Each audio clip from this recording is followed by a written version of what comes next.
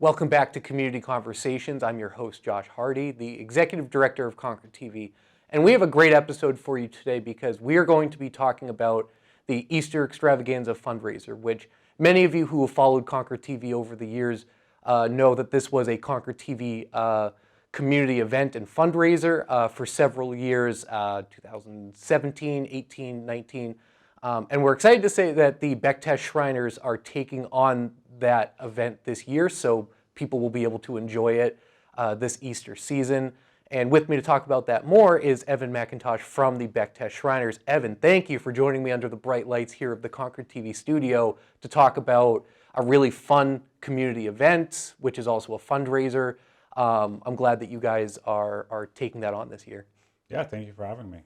So tell me a little bit more for our audience who may are familiar with Concord TV, but maybe not as much with Bektash Shriners, who I want to also mention generously provided when we previously ran this event, the function hall that you guys have over on the Heights at the Bektash Shriners location.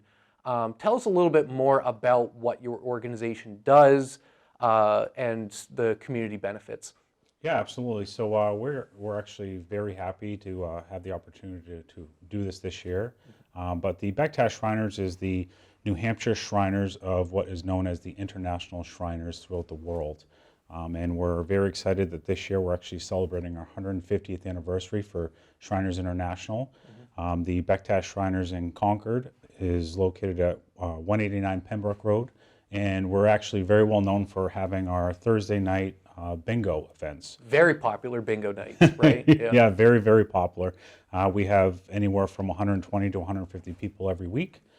So that's predominantly what we do weekly. But we also, more importantly, support the Shriners Hospitals, which is a network of 22 hospitals within North America. And so those hospitals, like what services do those hospitals provide for patients? Yeah, absolutely. So it is a non-for-profit organization that provides services for children up to 18 years of age.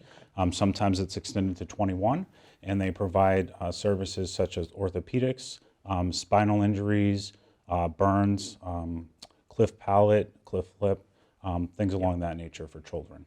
Oh, that's great. So a really great cause, and that's part of what makes it exciting that Easter Extravaganza not only continues, which of course we'll talk about the event itself in a little bit, but you guys also, your organization runs the Festival of Trees, which is another very popular, very time-intensive event for you guys, a labor of love, I'm sure. But people from all around know what Festival of Trees is. And so Easter Extravaganza is sort of a seasonal twist on that same concept a little bit, where there are baskets that are basically available for people to look at and put raffle tickets into and find out later on if they won the basket or not. Just tell us a little bit more just about sort of what you guys are planning for this year and what we can expect. Yeah, you actually hit it spot on. It's very similar to what we're known for as far as the Festival of Trees. So that's traditionally regarding the Festival of Trees is a number of Christmas trees that are decorated independently. So this year, like you said, it is a twist for us. We're doing the Easter Extravaganza. Same concept. We have a multiple different baskets. You know, it could range from anything from children's baskets all the way up to adult baskets. We've seen a number of them come through the doors already. As simple as baskets for the beach for your children, or gardening baskets, or a basket that's all fall themed, or we have some individual baskets that may have some night out on the town tickets for dinner, for Capital Center of the Arts, things along that. But you're right, it's very simple. You come to the door, it's the admission fee, and then individuals have the opportunity to actually buy the raffle tickets that you mentioned, and then they can go through and put, one in a basket, or they can put 100 in a basket. Right, so it gives them that ability. We also do a 50-50, and then we also do, this year we're doing another event called the Golden Egg as well. So, awesome. Yeah. That's cool. Yeah, it's interesting that I've heard over the years the strategies in terms of, do you kind of divide and conquer? I've heard of people who would put one ticket in each basket and somehow they won 2 or 3 baskets. So there may be something to that strategy. But there's really only one way for people to find out is to try this. And what I like about the baskets, about the concept of the event is Festival is an awesome event, and I won a tree from Festival back in 2017, I think, and Okay. was able to keep that tree. I love it. It's great. A basket can definitely at times be more transportable or easier to, depending on the size. Maybe you guys have gotten some. I've seen a few gigantic ones, but generally, a gift basket is easily transportable, easy to pick up. So there is that plus for folks that, maybe aren't interested in a tree, but a basket is something that's easily repurposable, doesn't take up too much space in the house. And you're right, I've seen like sports baskets, I've seen basically something for everybody in a family. Right. Yeah, the only real guidelines we have regarding the baskets is, at least a $50 value. Yep. And again, I mean, you're talking at things that are, a very small basket all the way up to a very big basket, a laundry basket full of, one basket we have coming in is a laundry basket. It's full of like ideas to use vinegar. So it's got different types of vinegar, different things like that. An individual brought in like a treasure chest or a toy chest, and they filled it with different things for kids. So yeah, I mean, realistically, as far as the baskets or even the trees for that matter, it's really just whatever you can think of. Yeah. So what are some of the, because you guys have been doing festival trees, you've probably been involved with that for a while. What are some of the ones that stand out to you for the trees in terms of creativity and things you've seen in terms of people really thinking outside the box with the trees? So the Festival of Trees, as of last year, was the 21st anniversary of the Festival of Trees for Bektash Shriners. Yep. Honestly, I kind of like the memorial trees are really nice because they're usually done in memorial of someone to kind of as a remembrance of them. Yep. They have some things, pictures of them and items that they liked, kind of things. Yep. But for me, I also like as you say, out of the box. Last year, someone had a gnome tree, which was from head to toe gnome stuff, and the tree itself looked like a gnome. So that was really cool. Yeah. We've had different. Last year, we had a tree that was an upside down tree.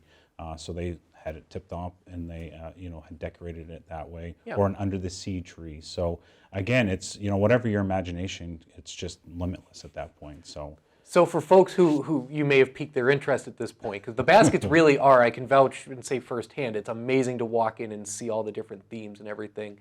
And it's very easy at Bektash. There's lots of parking. It's an easy place to get to as well. But I guess the question would be, what's the next follow through for folks who are kind of like, this sounds interesting, but they want to put it on their calendar or they want to find more information? Where would they need to go to find out more? Yeah, so as far as the Easter Extravaganza, they can actually go to either BektashShriners.org or they can go to NewHampshireShriners.org. There's two different websites that they can go to. The NewHampshireShriners.org has specific information for that event itself to include the times and the admission fee to get in at the door. Great. Now, we were talking before the show about making sure we got the dates correct. It's coming up in early April, April 7th. April 8th, 9th, 8th, and 9th, 10th. and 10th, which is a Friday, Saturday, Sunday. And I believe the Friday block is kind of from 3 to 7. 3 to 7. And then on Saturday, it's going to be from 9 a.m. to 7 p.m. Yeah. And then on Sunday, it's going to be from 10 to 5. At 5 o'clock, we will actually shut the door, and then we'll start pulling out the raffle or pulling out the tickets for the individuals and making phone calls. So that's the other part of it is not only do you put your name in, but you need to make sure that you're available so when we call, you can actually say, yes, I'm coming in, because if not, we move on to the next person. Right. That makes it easier for you guys running the event, because otherwise, if you call and leave a message and then you have this basket and then someone says, well, I live in northern Massachusetts, can I stop by on Friday next week? And you're like, oh my God, how are we going to manage that? So, with the Festival of Trees, traditionally, we've actually had a number of people just wait out in the parking lot to get a phone call, so that works out too. But yeah, absolutely. So you need to be available Sunday after 5 p.m. to actually answer the call. So if it's a number they don't notice, they have to pick it up. I remember telling people, because you would ask sort of what's the best contact number to reach you at. It's sort of something to prompt people with, but someone needs to answer. Even if you can't answer, maybe your son or your daughter or your whoever, your grandson, whoever can answer on your behalf and say, yes, we will be there to pick it up, right? Because no voicemails. Yep, no voicemails, no emails, no text messages. We will physically call you on the phone. And One time. And you need to answer. Yep. Yep. So even if they miss the call and they call back, doesn't work. No, we move right on. If we don't Okay. get you the first time, we move on to the next person. And again, I just from being behind the scenes sometimes for this event, that is the easiest way to keep it moving and to get the product out, because you need an efficient process. And it's also out of fairness too. It's whoever's available to answer the phone with their raffle ticket. Right. So I imagine you guys probably end up drawing a couple tickets. This is like sort of name one, name two, name three, whatever the process is for. You don't draw one ticket and then throw the rest out. You kind Nope. of Nope. Yeah, so what we typically do is we just draw the one ticket, and then we'll keep the bin that the tickets are in kind of on the sidelines. That way, if the individual doesn't answer, then we can pick another one. pick another one out. Yeah. You know, it's a little bit different this year because of the baskets. It's not as complex as the trees. So you think when we're doing the festival of trees, the individual physically has to get there, however long that may be. Then they need to physically tear the tree down. Like they need to take all the ornaments off or whatever the gifts are underneath, pack the tree up. They need to put the tree back in the box, which we actually house all those there at Bektash. Right. So they need to, that could be by the time they get notified to out the door with all their stuff, you could looking at maybe 2 or 3 hours at that point. Sure. So, same process with the baskets, not as big, at least not yet. I haven't seen any that big or that But the complex, baskets are at but- least assembled and ready to Yes. take. Yeah, for the most part. So there may be some issues with some of them being able to get them into your vehicle if you have a small car, because we do have some bigger baskets that are coming in, but yeah. But you'll still work with people. I assume if someone shows up and they realize their car doesn't quite fit it, they still need to figure it out and work on it. But call a friend with a pickup truck or something like that. Yeah, and if there is those, creative. certain circumstance where they just, for some whatever reason, can't fit it in, we can obviously hold it for them for a couple of days. But hopefully everything works out. Yeah, I know. I've seen the takedown process for festival, and it's controlled chaos. I've seen I'll say controlled, That's a mostly great way to controlled. say it, Yeah. But it must help when you have a strong group of Shriner members who are participating, Shriner members and their significant others and other volunteers. I mean, there's probably too many people to call out and name specifically, but if you could maybe just speak to the fact that you guys have such a strong team of people working together and how you guys pull that off. Yeah, so regarding the Festival of Trees, it's something that is, we have the core individuals that are part of that committee in a sense. Yep. And what happens is the chairperson every year is actually the next person who's going to be the potentate, which is the individual that is in charge of the Shriners for the year. Yep. So every year that person, it's their event.